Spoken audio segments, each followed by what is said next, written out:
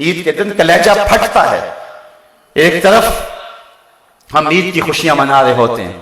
اور ایک طرف غریبوں کے بچے روٹ کے بیٹھے ہوتے ہیں کہ اتنے پیسے دو گے تو ہم گھر سے جائیں گے۔ بچے تو بچے ہوتے ہیں اور تو کھیلنے کو چاند بھی مانگ لیتے ہیں۔ وہ مجھے واقعہ نہیں بھولتا اس کرد کا جس نے اپنے مزدور باپ سے کانچ کی چوڑیاں مانگی تھی اور باپ نے اس کو چوڑیاں مہیا نہ کر سکا تو اگلے دن اخبار میں تصویر چھپی کہ وہ پھندے سے جھول گئی اور وہ معصوم 7 سال کی بچی وہ خودکشی کر گئی، وہ کانچ کی چوڑیاں لے کر نہ دے سکا۔ خودکشی بڑی بری بات ہے، لیکن اس پہلو پہ غور کرو کہ اس کا باپ اس کی ننھی سی آرزو پوری نہ کر سکا، اس کی ماں کا کلیجہ کتنا پھٹتا ہوگا کہ نہیں ہوگا۔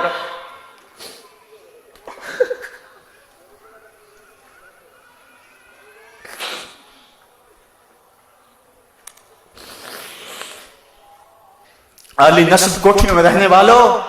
غریبوں کی جھونپڑیوں کو بھی دیکھو، بڑے بڑی کاروں میں گھومنے والوں،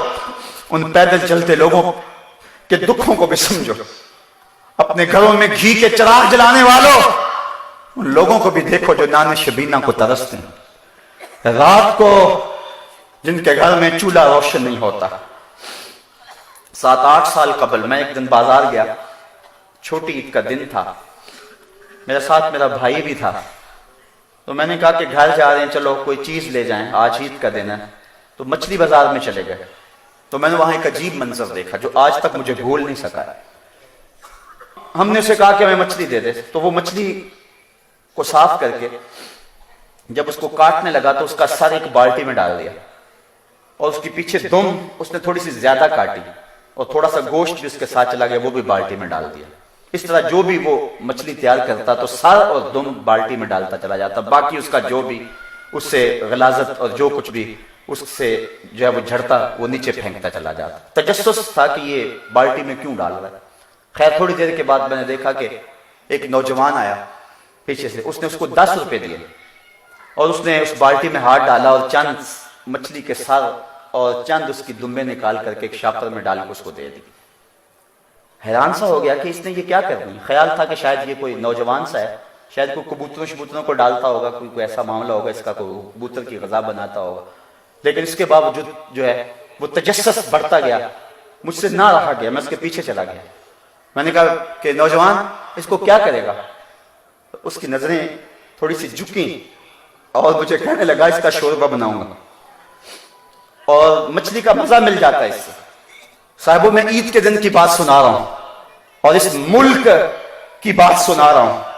جب اس ملک کے اندر لوگ ایسی زندگی عید کے دن بھی گزاریں گے، وہ تو حکمرانوں کے گریبان نوچنے کو آئیں گے،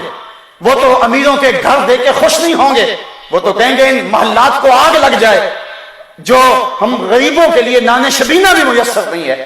یہ میں بات جو ہے وہ اپنے معاشرے کا دکھ آپ کے سامنے رکھ رہا ہوں۔ اللہ قیامت کے دن اتنی دیر تک کسی شخص کو اپنے سامنے سے ہٹنے نہیں دے گا جب تک یہ پوچھ نہیں لے گا کہ وَفِيمَا أَنفَقَهُ، یہ مال تو نے کہاں خرچ کیا ہے۔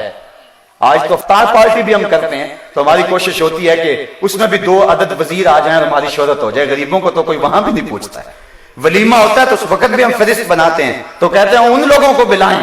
کہ جن کی وجہ سے ہمارے گھر کی زینت بنے اور کہیں فلاں فلاں لوگ آئے ہوئے ہیں، کبھی غریبوں کو بھی خیال کیا۔